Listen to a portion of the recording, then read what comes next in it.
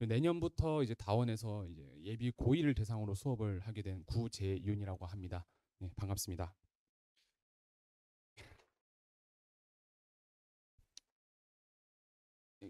네, 바로 진행하겠습니다. 일단 제가 이제 교육에 대해서 이제 가지고 있는 철학이나 이런 것들 있잖아요. 뭐 수학을 어떻게 해야 된다든지 이런 것들을 봤을 때 아무리 이제 저도 고민을 많이 했어요. 근데 아무리 생각을 해도 이 나무 그림만큼 이게 좋은 게 없더라고요. 그래서 제가 한번 처음 이제 설명을 해보는 건데 한번 가지고 와봤어요. 그래서 제가 이제 생각하는 이제 수학 공부라고 하는 게 일단 기본적으로 이제 보면은 개념과 기본 문제를 먼저 다루겠죠. 이게 당연히 뭐 나무의 이제 저 기둥이 될 거예요. 그다음에 이제 유형별 문제를 풀고 심화 문제를 풀고 맨 마지막에 이제 최고난도 문제를 이제 완성을 합니다. 그렇게 되면 이제 고등수학이 완성된다라고 생각을 할 수 있겠죠. 근데 지금 이제 예비 고1 딱 겨울로 들어가는 이제 현 중3 학생들 입장에서 대다수의 학생들이 저지르고 있는 이제 오류가 있습니다. 그게 뭐냐라고 하면 예를 들어 가지고 뭐 당연히 대부분의 학생들 같은 경우는 지금 중학교 때 이미 뭐 선행을 좀 몇 번 했을 거고 어느 정도 유형 문제도 풀었을 거예요. 당연히 거기서도 정말 좋은 선생님한테 많이 잘 배웠겠죠. 근데 그러다 보니까 이 수학에 대해서 좀 자신감이 생기고 난 이제 진짜 어려운 문제만 잘 풀면 될 것 같은데 뭐 이런 식으로 생각을 한다는 거예요. 그래서 그것들 뭐 열심히 뭐 풀고 난 이제 어려운 문제가 필요해요. 선생님 이제 고난도 문제 주세요. 저 이것들은 다 알아들을 것 같아요. 이런 식으로 얘기를 하는데 이제 그러다 보면 그게 결국 뭐냐라고 하면 이 나무 가지 끝에 있는 것들만 계속 보고 있는 거거든요. 근데 그러다 보면 결국 이제 시간을 흐르다 보고 점점 이제 다시 구멍들이 생기게 돼요. 이 나무 의 색칠한 것들이 이제 옅어진다는 거죠. 그걸 이제 우리는 이제 구멍이라고 저는 얘기를 해요. 그래서 계속 이제 이런 가지 나무 가지 끝을 공부를 하면 사실 그래요. 그 정말 어려운 문제를 한 20분을 투자해가지고 공부를 했어요. 근데 그거는 결국 여기 맨 끝에 하나 공부한다고 생각하시면 됩니다. 예를 들어서 제가 이제 2차 함수라는 거 한번 분류를 해봤거든요. 그러니까 2차 함수도 결국은 이 공수에서 하나의 유형 중에 하나겠죠. 그 내부에서도 보면은 이런 식으로 5가지 유형이 있을 것이고 그 중에 뭐 2차 함수 활용이 있습니다. 그럼 이것도 이제 어떻게 보면은 이런 식으로 5가지 유형으로 6가지 유형으로 나누게 될 거예요. 사실 여기서도 그렇습니다.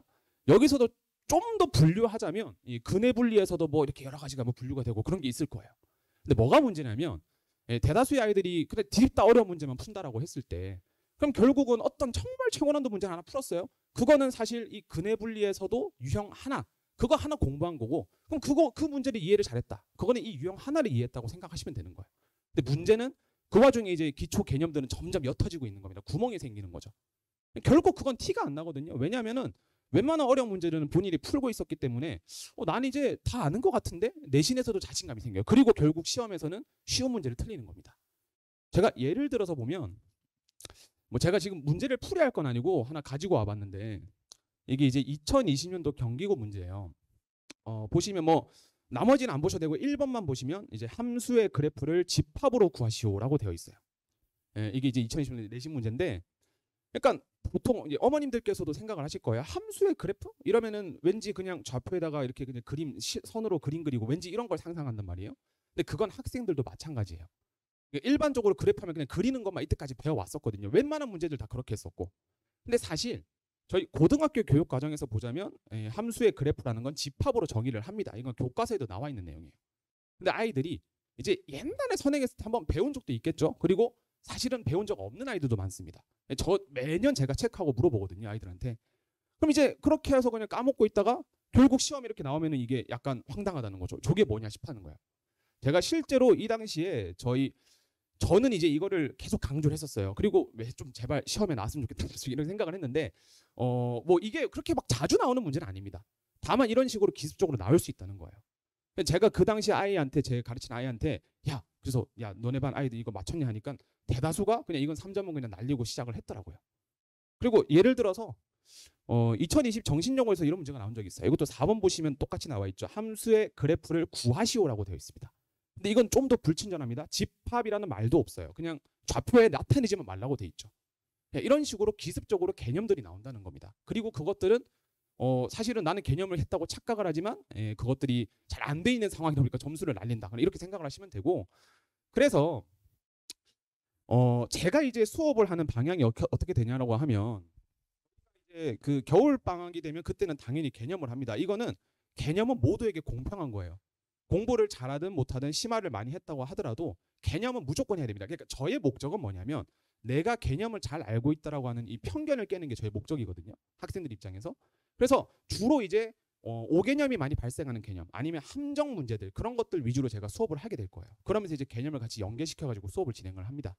그래서 이런 개념들 매 단원마다 두세 개씩은 분명히 있습니다. 제가 아이들하고 이제 말장난하고 장난칠 수 있어요. 그러니까 이게 맞아 하면은 이게 맞나? 이런 일들이 되게 많다는 거예요. 그래서 그런 것들로 개념 수업을 하고 그 다음에 이제 완성해야 되는 게 뭐냐라고 하면 이제 저희가 이제 본격적인 내신 얘기를 좀 해볼게요.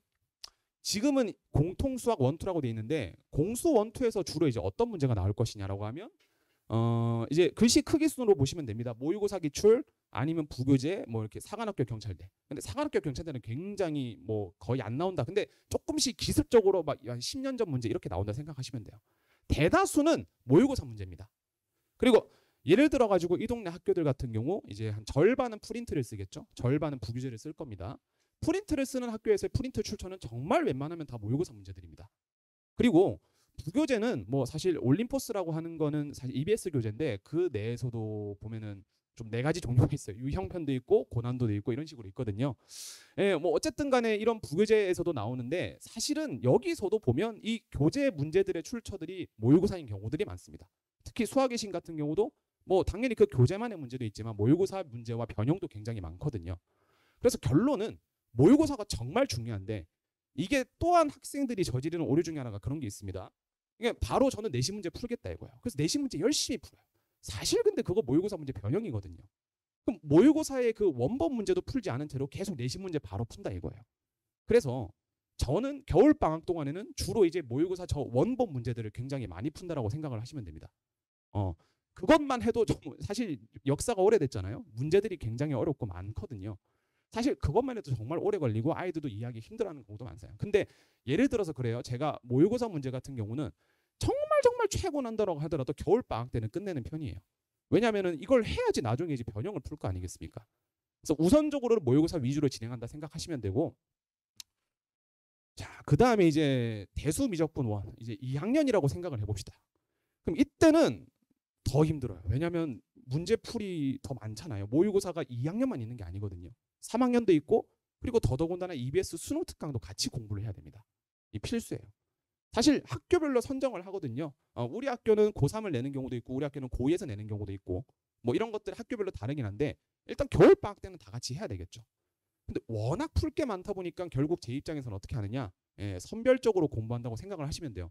그러니까 예를 들어서 보통은 고3에서 이제 문제가 나간다고 하면 이건 이제 고2가 나중에 그 고2 모의고사에서 그걸 좀 따라하는 경향이 있거든요. 교육청에서 내다 보니까. 그러다 보면 제 입장에서는 좀 중공 문제다 이런 것들이 있으면 그것들을 좀 선별해가지고 아무튼 간에 여기 있는 모든 이 모의고사 문제들을 모든 개념들을 다 알 수는 있도록 겨울방학 때는 이제 끝내는 게 저희 이제 목표고 항상 그렇게 해왔었습니다. 그렇게 해서 자, 정리를 하자면 그렇습니다. 제가 결국 겨울방학 동안 하는 게 뭐냐, 모의고사 문제들 다 풀고 그 다음에 개념들, 아이들이 헷갈리기 쉬운 개념들 정리하고, 자 그러고 나면 나중에 저희가 이제 저 수업 시간에 테스트 보고 하겠죠.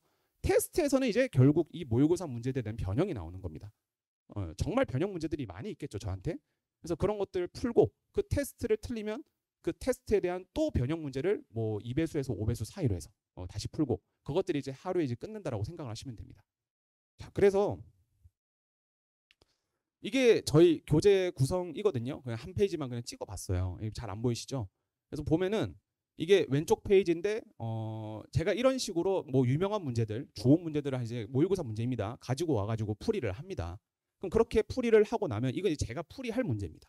그러고 나면 이제 오른쪽에 보시면 그거에 대한 변형 내신 문제들이 있겠죠. 이건 학생들의 숙제가 되는 거예요. 보시면 뭐 예를 들어서 이거는 경기여고에서 나왔고 이건 세종고에서 나왔고 거의 비슷하게 생긴 문제예요. 이런 식으로 수업이 구성된다 생각하시면 됩니다. 자, 그래서 어쨌든 간에 결국 제가 이제 하는 수업의 이 흐름을 좀 말씀을 드리면 확실한 개념 이해를 바탕으로 합니다. 저는 어쨌든 개념만큼은 모두에게 공평하게 수업을 합니다. 이건 정말 중요하다고 생각을 해요. 그러고 나서 이제 정석적인 풀이를 가르치죠. 자, 정석적인 풀이라는 게 당연히 좋죠. 당연히 배워야 되는 건데 뭐가 문제냐면 사실 내신이라는 게 50분이잖아요. 50분 안에 모든 문제를 정석적으로 풀어서 된다는 건 사실 이 동네 내신으로는 약간 불가능합니다. 수능은 가능해요. 수능은 당연히 그걸 권장하는 것도 있고 내신은 불가능하다 이거예요. 이게 그렇다 보니까 제 입장에서는 결국 뭐냐면 정석풀이도 가르치겠지만 당연히 효율적 풀이도 가르쳐야 되는 거예요. 여기서 이 개념을 끝까지 파고 들어가지고 이렇게 생각하면 어떨까? 뭐 예를 들면 이차 함수를 기하적으로 바라본다든지 뭐 이런 식으로 좀 효율적인 풀이들을 가르쳐야 되는데 그럼 바로 이거부터 가르치면 안 되냐? 안 되죠. 왜냐하면 그러면 정석풀이를 배우고 이걸 배워야지 이게 그렇게 대단한 걸 알아요. 아이들이. 그냥 이것부터 배우면 원래 그런 줄 알고 그냥 맨날 모든 문제마다 한 줄 풀이 없어요? 지름길 없어요? 이런 거 물어본단 말이에요. 그건 딱히 좋은 게 아닙니다. 당연히 정석을 알고 나서 이 개념을 끝까지 파고들어서 야 이런 관점은 어떨까라고 하는 게 좋기 때문에 저는 그래서 보통 수업을 할 때 이 두 가지를 다 말씀드리는 편이에요. 아이들한테. 그래서 정석풀이가 있는데 이건 어떨까 이런 식으로 좀 얘기를 많이 하는 편이고 자 마지막에 저희가 그러면은 3월이 있고 4월이 있겠죠. 4월에 내신 대비 들어가잖아요. 내신 대비 때는 그때는 이제 검산 방법이나 시험 전략 이런 것들도 같이 구성을 하게 될 거예요. 이게 검산이라는 게 굉장히 중요해요. 검산하지 않고 문제를 푼다는 건 어떻게 보면 복권을 긁는 거예요. 물론 준비를 많이 했으면 뭐 당첨 확률이 높은 복권이 되겠죠. 하지만 인간이다 보니까 실수를 하기 마련이거든요. 그거의 이 불확실성을 줄이는 게 이제 검산이에요. 그러니까 근데 검산이라는 게 다 풀고 검사하는 아이들이 있고 아니면 한 문제 풀고 검사하는 아이들이 있어요. 참고로 저는 한 문제 풀고 검사합니다만 제 방법이 꼭 100% 맞는 건 아니에요. 아이들에 맞춰서 그건 얘기를 해야 된다는 거야. 아니면은 학교에 이제 시험 문제 상황에 따라서 맞춰서 이제 얘기를 하거든요. 어쨌든 그런 것들은 이제 마지막 시험에 임박했을 때 그리고 이때는 이제 아까 말한 이 나무의 끝 최고난도 문제들을 풀게 되겠죠. 정말 세부적으로 이제 공부를 한다 이거예요. 그래서 어쨌든 간에 그런 것들을 훈련시킬 것이고 당연히 뭐 서술형도 하고 뭐 첨삭도 하고 서술형도 마찬가지인 게 서술형 문제가 있는데 배점이 높은 학교가 있고 적은 학교가 있고 난이도가 높은 학교가 있고 적은 학교가 있어요. 그건 학교마다 달라요. 근데 매년 기조는 비슷하게 나가거든요. 학교들이. 저는 어쨌든 그런 데이터들이 있기 때문에 그거에 맞춰가지고 아이들한테 좀 훈련을 시킨다 이겁니다. 그래서 어쨌든 이것들이 이제 4월 내신 거의 임박해서 이제 이루어진다 생각하시면 되고 이 훈련들은 이게 이제 제 커리큘럼이에요. 예, 연간 커리큘럼인데 우선적으로 이제 11월에는 제가 어쨌든 저도 이제 새 출발을 하는 거잖아요. 예, 그러다 보니까 예, 제가 이제 어떻게 수업을 하고 이런 것들을 좀 아이들에게 선보이기 위해서 이제 경우의 수 특강을 진행을 합니다. 이게 지금 이제 아이들부터는 이 확률과 통계라는 게 수능 필수 과목으로 있잖아요. 예, 그렇기도 하고 일단 경우의 수가 저희 공수 1으로 넘어왔는데 사실 경우의 수를 배웠을 때 되게 쓸 때가 많거든요. 확통도 확통이지만 뭐 집합이나 함수에서도 경우의 수의 개념으로 얘기하는 경우들이 굉장히 많습니다. 예, 그러다 보니까 제 입장에서는 정말 중요하다고 생각을 해서 미리 이제 11월 달에 3회 정도 이제 수업을 할 거예요. 그래서 혹시나 뭐 관심 있으시면 학원에다가 이제 문의를 하시면 되고 그러고 나서 저희가 이제 12월 달에 먼저 대수부터 진행을 할 거예요. 그래서 우선은 저희가 지금 방학 중 12월부터 2월까지는 화목일 시간표인데 그동안은 이제 이 대수를 공부를 하고 한 바퀴를 빨리 돌린 다음에 대충 한 1.5회독이라 생각하시면 될 것 같아요. 일단 1회독은 개념입니다. 그러고 나서 나머지 0.5 동안에는 엑기스 거기서 좀 테마별로 정말 중요한 단원에서 중요한 문제들 위주로 해가지고 이제 저희가 방학 때 이렇게 진행을 할 거예요. 그러고 나면 이제 나머지는 공수 1, 공수 2 이렇게 하는 겁니다. 자, 그래서 이거는 저희가 지금 배부된 저희 브로셔에도 있기 때문에 이거는 참고를 이제 해 주시면 되고요. 이거는 이제 저희 시간표인데 이게 화목이라고 돼 있고 여기 일요일도 뭐 나중에 아니지 화목이라고 돼 있고 이 클릭 이렇게 있죠. 그래서 화목 1 시간표로 나와 있습니다. 예. 이것도 뭐 특강이 제가 이제 저희 반 같은 경우는 미적분 1 특강을 따로 진행을 해요. 이건 이제 1월 7일 날 개강하는데 마찬가지로 대수처럼 제가 이제 개념 수업 진행하고 그거에 대해서 또 좀 고난도 EBS 모의고사 이런 문제들도 풀고 진행을 하게 될 겁니다. 그래서 일단 수업의 흐름을 좀 말씀을 드리면 뭐 저 같은 경우는 수업 전에 이제 클리닉을 해요. 이때는 뭘 하냐면 제가 이제 모든 문제에 대해서 해설을 다 제공을 하거든요. 그래서 이때 그날 숙제가 있잖아요. 저는 미리 아이들한테 그 클리닉 때 고지를 할 거예요. 오늘 수업 때는 이 문제 이 문제 이 문제 풀 거야라고 고지를 합니다. 예, 그러면은 학생 입장에서 난 이 문제 틀렸는데 모르겠는데 싶은 게 있잖아요. 예, 그런 것들은 수업적 클리닉이 이제 해결을 하게 할 거예요. 그러고 나서 수업을 하는데 이때는 뭐 당연히 테스트를 보고 뭐 수업을 하고 그 동안 이제 오답노트도 제작을 해요. 그러고 나서 오답노트를 수령하고 수업 후 클리닉에 가서는 이제 그 테스트에 대해서 틀린 문항들 대해서 제가 뭐 아까 말씀드렸다시피 쌍둥이 문항들을 제공을 하거든요. 근데 이제 이 뭐 쌍둥이라는 게 뭐 세 쌍둥이일 수도 있고 뭐 다섯 쌍둥이일 수도 있어요.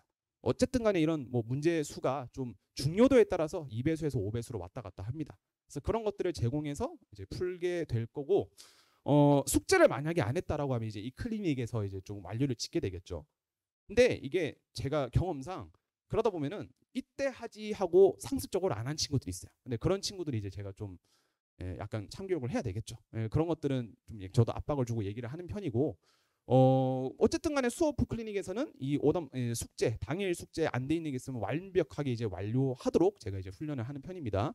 그리고 마지막으로 시간이 좀 남는다. 좀 착실한 친구들은 당연히 시간이 남은 편이에요. 그럴 때는 이제 다음 숙제 미리 이제 하게 해서 완료하고 이제 귀가할 수 있도록 제가 조치를 합니다.